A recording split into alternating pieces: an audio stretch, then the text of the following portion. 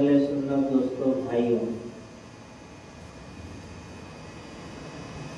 ہمارا معاشرہ، سماج، سوسائٹی کا حال اس شخص کے طرح ہو گیا ہے جس کے جسم پہ شدید زخم ہو اور وہ زخموں سے چور ہو۔ ہم نے قرآن کریم کی تین آیتیں تلاوت کی ہیں، ان میں سے ایک آیت یا ایھا الذین آمنوا انما الخمر والمیسر والانصاب والازلام رجس من عمل الشیطان فاجتنبوہ لعلکم تفلحون۔ اس آیت کے اندر اللہ تبارک و تعالی چار گناہوں کو ذکر کیے، چار برائیوں کو ذکر کیے، اور ان چاروں چیزوں کو ذکر کرنے کے بعد ان چاروں چیزوں کو حرام قرار دیا گیا ہے، اور صرف حرام صرف نہیں کہا گیا بلکہ اسے رجس کہا گیا ہے، گندگی، ناپاکی اور شیطان کا کام بھی بتایا گیا ہے۔ یہ چاروں کام آج ہمارے معاشرے کے اندر پھیلی ہوئی ہے، بھاری تعداد کے اندر ہے یہ برائی، چاروں برائی۔ سب سے پہلی برائی ہے خمر، شراب نوشی، نشہ خوری۔ دنیا کے لوگ اسے بھلے ہی انرجی ڈرنک کا نام دے دیں، ٹونک کا لیول لگا لیں، لیکن شراب شراب ہے، نشہ نشہ ہے۔ انرجی ڈرنک کا لیول لگانے سے نشہ آور چیزیں اور نشہ خوری کرنے کی جو اشیاء ہیں وہ چیزیں حلال نہیں ہو جاتی۔ دوسرا چیز ہے میسر، جوا۔ دنیا کے لوگ چاہے اسے محنت کا انعام سمجھ لیں، کچھ بھی اس کو تعویل کر دیں، جوا جوا ہے، بہرحال جوا ہے۔ ہم جوا صرف سٹہ بازی کو سمجھتے ہیں کہ میچ ہو رہا ہو، کرکٹ کا، فٹ بال ٹورنامنٹ وغیرہ ہو، تو دو چار اطال مطال لوگ ہاتھ میں پیسہ لے کے گھومتے رہتے ہیں پورے فیلڈ میں کہ اس ٹیم کے اوپر ہم اتنا پیسہ لگائے ہیں، تم اتنا اوپر لگا سکتے ہو۔ یہ سٹہ بازی ہم صرف سمجھتے ہیں جوا یہ ہے، اور ایک جوا سمجھتے ہیں وہ 52 پتی بیٹھ کے پھینکنا۔ اور ابھی حکومت نے بہت اچھا کام کیا، یہ ملٹی میڈیا کے اوپر جتنے بھی ایپس تھے، ڈریم 11 ہو، کیا کیا سرکل تھا، وہ 11 سرکل، عجیب و غریب ایپ جس میں سٹہ بازی ہوتا تھا، ان چیزوں کو بین کیا انڈین گورنمنٹ نے۔ ہم صرف اسی کو جوا سمجھتے ہیں، اور ایک جوا جو بہت ہی زیادہ عام ہے اسے ہم جوا نہیں سمجھتے ہیں، ٹورنامنٹ۔ چاہے وہ ٹورنامنٹ فٹ بال کا ہو، کرکٹ کا ہو، بیڈمنٹن کا ہو، والی بال کا ہو، کسی بھی چیز کا ہو، اگر اس کے اندر انٹری فیس لگ رہا ہے تو وہ بھی جوا ہے۔ اب آج اس پہ گفتگو نہیں کریں گے، انشاءاللہ آئندہ جمعہ اس پہ گفتگو کیا جائے گا۔ اس کی کیا شکلیں ہوں گی ٹورنامنٹ کی، کس صورت میں وہ ٹورنامنٹ کا انعام جائز ہے، حلال ہے، اس پہ اگلے ہفتہ، اگلے جمعہ، آنے والے جمعے میں انشاءاللہ اس پہ بات ہوگی۔ ہم صرف زبانی نہیں کہیں گے بلکہ ہم کر کے بتائیں گے، اور ہم لوگوں نے کر کے بتایا۔ تیسری جو بیماری ہے وہ ہے انصاب، بتوں کی پوجا، ڈائریکٹلی ہو یا انڈائریکٹلی ہو۔ ڈائریکٹ وہ بتوں کی پوجا کرے یا انڈائریکٹلی کرے، انڈائریکٹلی طور پر کر کے لوگ اس کو سیکولرزم کا نام دیتے ہیں۔ بھائی چارہ، آپسی بھائی چارہ، اخوت و محبت، اس ملک کے اندر ہم لوگ ساتھ میں رہتے ہیں، وغیرہ وغیرہ بہت سارے نام دیا جاتا ہے۔ اور ایک ہے ازلام، بازی کی تیر، جسے ہمارے زمانے میں کہا جاتا ہے لوٹری کا پرچہ، لوٹری کا کاغذ، یہ چار چیزوں کو اللہ تبارک و تعالیٰ نے بیان فرمایا اور کہا رجسن، یہ ناپاک ہے، گندگی ہے، ایسا عمل ہے جس سے ایک سلیم الطبع انسان کو، عقل رکھنے والے انسان کو، سمجھ بوجھ رکھنے والے انسان کو گھن آنا چاہیے رجس کا۔ اور عمل شیطان کا، یہ کام کرنے والے شیطان ہوتے ہیں ان کاموں کو کرنے والے، کیونکہ یہ سارا کا سارا کام شیطانی کام ہے۔ تو ان چار برائیوں میں آج جو برائی بات جو کروں گا وہ خمر، شراب۔ سب سے پہلے آپ یہ سمجھیں کہ شراب صرف جو ہے کسی ایک اشیاء کا نام نہیں، کسی ایک چیز کا نام نہیں ہے۔ شراب ہر وہ مشروب، ہر وہ پینے والی چیز، ہر وہ ڈرنک جس کو پیا جاتا ہے، جس کے اندر بہاؤ ہو، چاہے اس کا بنانے کا شکل پھلوں کے رس کو نچوڑ کر تیار کیا گیا ہو، چاہے وہ گیہوں کو نچوڑ کر اس کا جوس تیار کیا گیا ہو، چاہے ترکاریوں کو، سبزیوں کا رس نکال کر بنایا گیا ہو، شراب شراب ہے۔ چاہے وہ کیمیکل کے ذریعے سے تیار شدہ ہو، ہر وہ پینے کی چیز جس کے اندر بہاؤ ہے، جو بہنے والی چیزیں ہیں جس کو پیا جاتا ہے، اور اس کے اندر نشہ ہو، اور وہ نشہ جو عقل کو مغلوب کر دے، عقل کو خراب کر دے، جس سے انسان کا ہوش باختہ ہو جائے، عقل کام نہ کرے، اسے کسی کو پہچاننے کا، کسی کو جاننے کا تمیز اس کے اندر باقی نہ رہے، اس چیز کا نام شراب ہے۔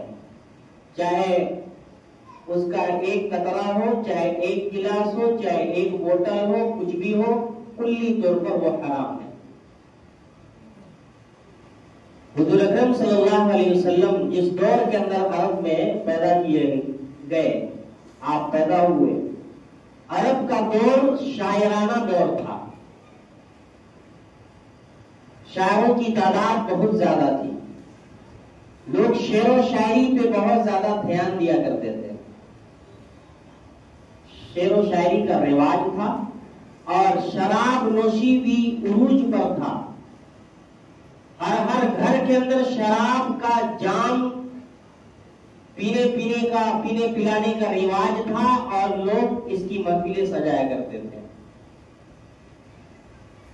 شاعر حضرات کا تو مزاج ہی ہوتا ہے، حضور کے جو دور ہے پیدائش کا، دور نبوت ہے، وہ شاعرانہ دور، اسی لیے قرآن کریم کو بھی اللہ تبارک و تعالیٰ نے نازل کیا ہے تو شاعرانہ انداز میں نازل فرمایا ہے۔ جب آپ صلی اللہ علیہ وسلم ہجرت کر کے مدینہ منورہ پہنچے تو بڑے بڑے صحابہ، جن میں حضرت ابوبکر صدیق رضی اللہ تعالیٰ عنہ، حضرت عمر فاروق رضی اللہ تعالیٰ عنہ، اور بھی بہت سارے صحابہ، وہ اللہ کے رسول صلی اللہ علیہ وسلم کے پاس حاضر ہوئے، اور حاضر ہونے کے بعد ارشاد فرمائے، اے اللہ کے رسول صلی اللہ علیہ وسلم، یہ جو شراب ہے اور جوا ہے، یہ دونوں چیزیں انسان کی عقل کو مغلوب کر دینے والی چیزیں ہیں، انسان کے دماغ کو کھا جاتا ہے، اس کے اندر تمیز نہیں ہوتا ہے، فتنہ و فساد برپا کر دیتا ہے۔ اس کے بارے میں اسلام کا کیا حکم ہے، شریعت مطہرہ کا کیا حکم ہے؟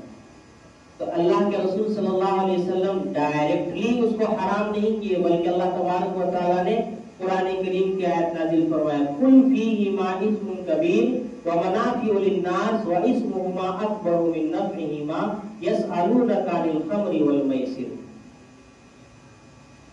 اللہ تعالیٰ قرآن کریم کی آیت نازل فرما کر ارشاد فرمائے کہ دیکھو اس کے اندر فائدے بھی ہیں اور نفع بھی ہے، نقصان بھی ہے، فائدہ اور نقصان دونوں ہیں، گناہ بھی ہے اور نفع بھی ہے، لیکن نفع کم مقدار میں ہے اور نقصان بہت زیادہ ہے۔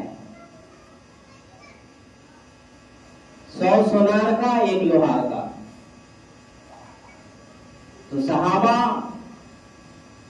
رضوان اللہ تعالی علیہ مجمعین کی ایک جماعت، انہوں نے شراب پینا چھوڑ دیا کہ جس چیز کے اندر فائدہ کم ہو، نقصان زیادہ ہو، اس چیز کو پینے سے کیا فائدہ ہے؟ وہ تو ہمارے لیے صحیح نہیں ہے، ہمارے لیے اس کا استعمال درست نہیں ہے. صحابہ کرام کی ایک جماعت اس کو چھوڑ دیا. لیکن ابھی بھی ایک بہت بڑی تعداد ہے مسلمانوں کی، صحابہ کرام کی، جو ابھی بھی شراب کے عادی ہیں، شراب پی رہے ہیں، پلا رہے ہیں، اور اس کے خرید و فروخت کی جا رہی ہے. وہ اس وجہ سے کہ اللہ تبارک و تعالیٰ نے ابھی کلی طور پر اس کی حرمت نازل نہیں فرمائی. پھر ایک واقعہ پیش آیا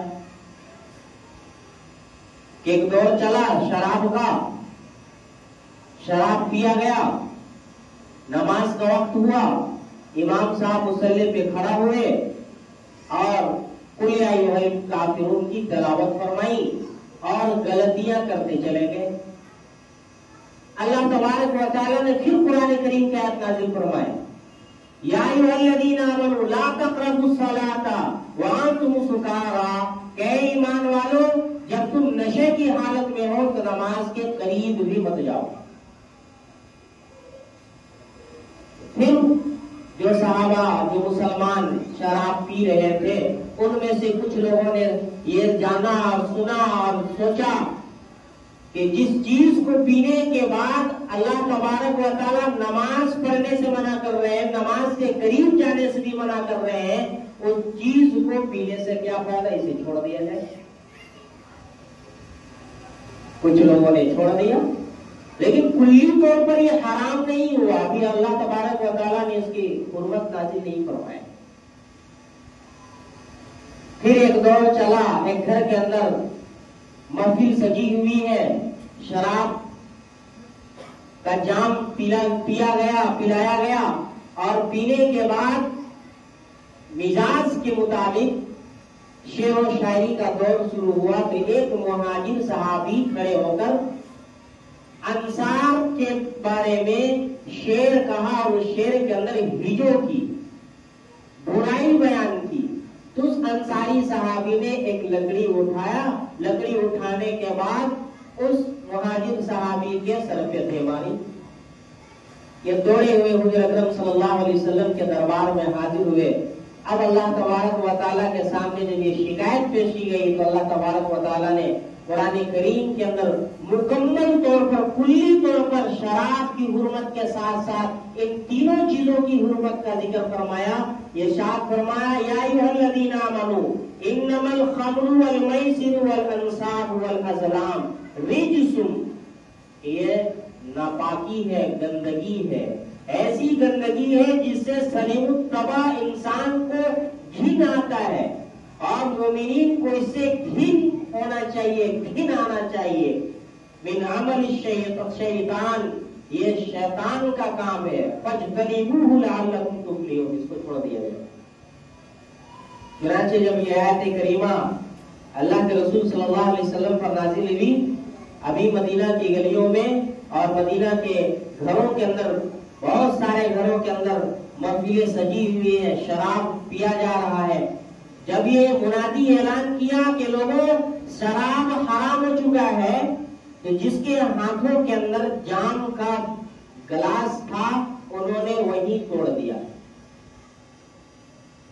جس نے اپنے ہونٹوں تک لے چکا تھا وہیں سے نکال دیا.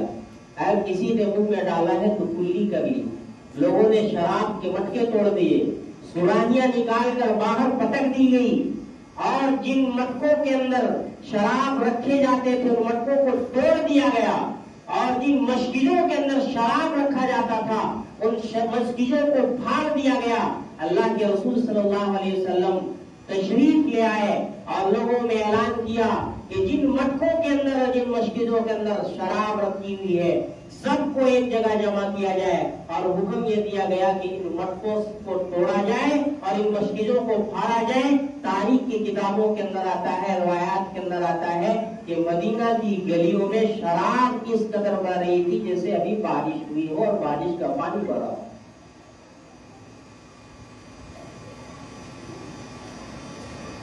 ایک صحابی کے بارے میں آتا ہے کہ وہ ملک شام سے بہت بڑی تعداد کے اندر کثیر مال شراب کا وہ لے کر تجارت کے لیے لائے.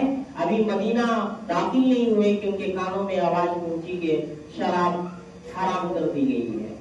سامان کو انہوں نے باہر اتارا مدینہ سے باہر اور گئے حضور اکرم صلی اللہ علیہ وسلم کے پاس اور کہا ہمارے لیے کیا مسئلہ ہے, ہم نے اپنی زندگی کی ساری پونجی اس میں لگا دیا, سارا سرمایہ اس میں کھپا دیا ہے, اور جب کوئی بزنس میں کوئی تاجر اپنا پورا کوئی بزنس کا سامان لے کر آتا ہے تو صرف اس میں اس کا ذاتی سامان اس کا سرمایہ نہیں ہوتا بلکہ کبھی ادھار بھی لیتا ہے, کسی سے پیسہ بھی لیتا ہے اور ادھر ادھر سے ملا جلا کے وہ سامان لے کر آتا ہے تاکہ اس سے کچھ نفع ہو تو پھر اس چیز ان لوگوں کو اس کو لوٹا دیا جائے. وہ صحابی رسول آئے اللہ کے رسول صلی اللہ علیہ وسلم کے پاس سوال کیے ہمارے لیے کیا مسئلہ ہے, ہم نے ساری زندگی کا سرمایہ اس کے پیچھے کھپایا. اللہ کے رسول بولے کچھ نہیں, بس اس کو بہا دو. اس نے کوئی تعویل نہیں کی, چلو اس کو واپس کر دیں گے اور واپس کرنے کے بعد اسی بچے ہوئے رقم سے کچھ دوسرا سامان لے آیا جائے گا اور پھر اس کی بزنس کی جائے گی, اس کی تجارت کی جائے گی. نہیں, انہوں نے سارا کا سارا شراب اٹھیل دیا. کیوں؟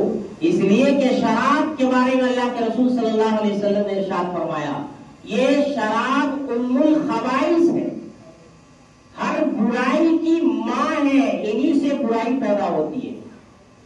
جب آدمی نشہ کرتا ہے تو نشے کی وجہ سے اس کا دماغ اس کا عقل مغلوب ہو جاتا ہے, پھر اس کے اندر تمیز پیدا نہیں ہوتی ہے. جن رشتوں کو اللہ تبارک و تعالیٰ نے ہمیشہ کے لیے حرام قرار دیا ہے, ماں ہے, بیٹی ہے, بہن ہے, ان رشتوں کی تمیز کبھی پتہ نہیں ہوتا ہے. ابھی تازہ ترین ابھی 2 دن پہلے ایک واقعہ آپ کے گاؤں میں ابھی سیلون میں سمر موڑ میں گیا, 2 نوجوان آئے نشے کے دھوت میں لت, گانجا پھونکے ہوئے, آنکھ لال. میں بیٹھا بال کٹانے گئے, تم اٹھو. کیا ہوا؟ نہیں تم اٹھو ہم کٹائیں گے. انہوں نے کہا ہم پہلے آئے ہیں. نہیں تم اٹھو ہم کٹائیں گے. وہ بیچارہ ہمیں پہچان نہیں پایا, نشے کی وجہ سے اس کی آنکھیں سرخ, جو وہ بات کر رہا ہے اس کی بات سے جو منہ سے بات آ رہی وہ گانجے کی مہک, اس کے اندر تمیز ختم تھا, اس کا دماغ اس کا عقل مغلوب ہو چکا تھا. اس نشے کی لت کی وجہ سے آج مسلم معاشرے کے اندر آپ دیکھیں کہ جس شرابی جب نشے کی لت کی وجہ سے خود تو اپنی زندگی تباہ کر لیتا ہے, اس کے ساتھ اگر زندگیاں جڑی ہوئی ہے, اس کی بیوی ہے, اس کے بچے ہیں, اس کے گھر کے لوگ ہیں, ان کی بھی زندگی تباہ ہو برباد. وہ تو دن رات نشے کی فراق میں ہے, کدھر سے ملے پھونک لیا جائے, کدھر سے ملے چڑھا لیا جائے, کمانے کی فکر نہیں. اب بیگم بیچاری گھر میں کھانا کیا بنائے گی, بچوں کے اسکول کے فیس کہاں سے آئیں گے, گھروں کے اندر اناج کے دانے کہاں سے آئیں گے. پھر ایسی عورتوں کو پھر وہ لونڈے لپاڑے عیاش مکار قسم کے لوگ پھر اپنے جالوں کے اندر پھنساتے ہیں, پھر اس کا استعمال کرتے ہیں, اور پھر ہمارے کانوں کے اندر یہ خبر پہنچتی ہے کہ فلاں کی بیوی کی فلاں کے لڑکے کے ساتھ چکر چل رہا ہے. ایسے تھوڑی ہوتا ہے. اللہ کے رسول صلی اللہ علیہ وسلم اس چیز کا پہلے ہی آگاہ کر دیے 1450 سال پہلے کہ شراب جو ہے, نشہ یہ ام الخبائث ہے, تمام برائیوں کی ماں ہے, انہی سے برائی پیدا ہوتی ہے, یہ جڑ ہے, برائی یہیں سے پیدا ہو رہی ہے. ہمارے گارجین حضرات کو چاہیے کہ ان چیزوں پہ قدغن لگائیں. ہر ماں باپ کو پتا ہے کہ ہماری اولادیں کس جرم کے اندر, کس لتوں کے اندر پڑے ہیں. اب کوئی اگر ماں باپ کہے کہ ہمیں پتا نہیں, وہ جھوٹ بولتا ہے. باپ کو پتا نہ ہو کہ بیٹا کس راہ پہ جا رہا ہے, وہ جھوٹا باپ ہے. نشے کی لت ایسی ہے کہ جس میں چینج ہو جاتا ہے، شکل و صورت چینج ہو جاتا ہے، اس کا اٹھنا، اس کا چلنا، اس کا بیٹھنا، اس کا بولنے کا انداز، ہر چیز چینج ہو رہا، باپ کو پتہ ہی نہیں چل رہا ہے، وہ جھوٹا باپ ہے۔ باپ کے اوپر ذمہ داری ہے کہ باپ اپنی اولادوں کو کنٹرول کرے، ان کو سمجھائے، اور یہ صرف باپ کے اوپر ذمہ داری نہیں ہے، یہ محلے کے اندر، گاؤں کے اندر جو کمیٹیاں ہیں، ان کمیٹیوں کے اوپر بھی ذمہ داری ہے کہ آپ ایسی مہم چلائیں، نشہ مکت ہمارا سماج ہو، ہمارا معاشرہ ہو، ہمارا گاؤں ہو، ہمارا سوسائٹی ہو۔ کمیٹی کے کس ممبر کو پتا نہیں کہ کون کون سے افراد نشہ کے اندر مبتلا نہیں ہے؟ کمیٹی تو صرف اس لیے نہیں بنائی جاتی کہ نکاح کے ٹائم، نکاح کے بعد دستخط کرے اور قاضی صاحب اور کمیٹی صاحب کے کچھ ممبران کو کچھ رقم مل جائے، اور کچھ لوگوں کو جمع کرنے کے بعد جب کچھ کانڈ ہو جائے، کچھ بڑا حادثہ ہو جائے، لوگوں کو ہنگامی جمع کرنے کے بعد اس کے اوپر جرمانہ ٹھوکا جائے، پھر پیسے وصول کیے جائیں۔ کمیٹی اور عہدہ اور ذمہ داری بھی اس لیے دی جاتی ہے کہ معاشرے کے اندر، مسلم سماج کے اندر، مسلم سوسائٹی کے اندر جو برائی جو پنپ رہی ہے، ان برائیوں کی جڑ کو کاٹے گا۔ امام صاحب کا کام کیا ہے؟ امام صاحب ممبر سے اٹھ کے ان برائیوں کو بیان کریں گے کہ معاشرے کے اندر یہ برائی پھیلی ہوئی ہے، معاشرے کے باغڈور، معاشرے کا جو زنجیر، جو جس کے ہاتھ میں ہے، جس کے ہاتھ میں تاج رکھا گیا ہے، ان کی ذمہ داری ہے کہ ان چیزوں کو کنٹرول کرے، ان چیزوں کا جڑ کاٹے، ان چیزوں پہ قدغن لگائے۔ اللہ کے رسول صلی اللہ علیہ وسلم نے نشہ خوری کے بارے میں 10 باتیں ارشاد فرمائی۔ حدیث پاک کے اندر آیا کہ اللہ کے رسول صلی اللہ علیہ وسلم نے ارشاد فرمایا کہ جو نشہ بناتا ہے، نشہ اور چیزیں، ان کے اوپر بھی اللہ کی لعنت ہو، اور جو نشہ پلاتا ہے اس کے اوپر بھی اللہ اور اس کے رسول کی لعنت ہو، اور جو پلاتا نہیں ہے لیکن دکان سے لا کر دیتا ہے دوستی یاری میں، اس کے اوپر بھی اللہ کے رسول اور اللہ کی لعنت ہو، اور جس کے لیے لایا جاتا ہے اس کے اوپر بھی اللہ اور اس کے رسول کی لعنت ہو، اور جو اس کو بیچتا ہے اس کے اوپر بھی اللہ اور اس کے رسول کی لعنت ہو۔ اور نشہ اور شراب کے متعلق جو میں نے کہا کہ ہم سمجھتے ہیں کہ شراب صرف وہ بوتل کا بیئر سمجھتے ہیں، شراب اور ہر وہ مشروب چیز، ہر وہ پڑھنے والی چیز، ہر وہ پینے والی چیز، چاہے وہ فروٹ کے رس کو نچوڑ کر بنایا گیا ہو، یا گیہوں کے، یا چاول کے، یا کسی بھی اناج کے دانے کو نچوڑ کر، اس کے رس کو نچوڑ کر بنایا گیا ہو، یا کیمیکل کے ذریعے سے بنایا گیا ہو، جس کے پینے سے انسان کا عقل مغلوب ہو جاتا ہے، معروف ہو جاتا ہے، وہ چیزیں شراب کے اندر داخل۔ اسی طرح وہ پاؤڈر، وہ پینے کی دوائیاں، وہ کھانے کی دوائیاں، جس کے کھانے کے بعد انسان کے دماغ کام نہ کرے، وہ تمام کے تمام اشیاء شراب کے ذیل کے اندر داخل ہوتے ہیں۔ کس میڈیکل اسٹور کے اندر آپ کو ملتا ہے، کس پان پٹی دکان کے اندر وہ چیزیں دستیاب ہوتی ہیں، کس اسٹور کے اندر وہ چیزیں ملتی ہیں، لوگوں کو پتا نہیں؟ یا لوگوں سے سوال جواب کل قیامت کے دن پوچھ نہیں کی جائے گی؟ ہم یہ سمجھ رہے ہیں کہ فلاں کا لڑکا اس جرم کے اندر مبتلا ہے، ان کی صحتیں خراب ہوگی، ان کی دنیا خراب ہوگی، ان کی آخرتیں خراب ہوگی۔ آپ کو قوم کا رہنما بنایا گیا ہے، آپ کو مسلمانوں کے گائیڈ لائن پہ چلانے کے لیے، مسلمانوں کو راستہ دکھلانے کے لیے، مسلمانوں کو راہ راست پہ لانے کے لیے آپ کے اوپر ذمہ داری دی گئی ہے، تو کل قیامت کے دن آپ سے بھی سوال کیا جائے، اور بغیر اس سوال کے جواب دیے بغیر ایک پاؤں کل قیامت کے دن میدان محشر میں 1 انچ آگے نہ پیچھے، دائیں نہ بائیں کہیں نہیں ہل سکتا۔ یہ سوال ہم سے بھی پوچھا جائے گا، آپ سے بھی پوچھا جائے گا، پوری امت سے پوچھا جائے گا۔ اسی لیے ہم تمام गार्जियन بالخصوص जिनकी औलादें नशों के अंदर मुब्तला हैं, उनके माँ बाप से गुजारिश है कि अपनी औलादों पे कड़ी निगाह रखें। और जो कौम के जो हमारे रहनुमा हैं, हमारे राहिबर हैं, जो हमारे लीडर हैं, उनसे भी गुजारिश है कि इन चीज़ों पे कदम लगाएं। अल्लाह तबारक व तआला हम सभी को कहने सुनने से ज़्यादा अमल की तौफीक अता फरमाए। सुन्नत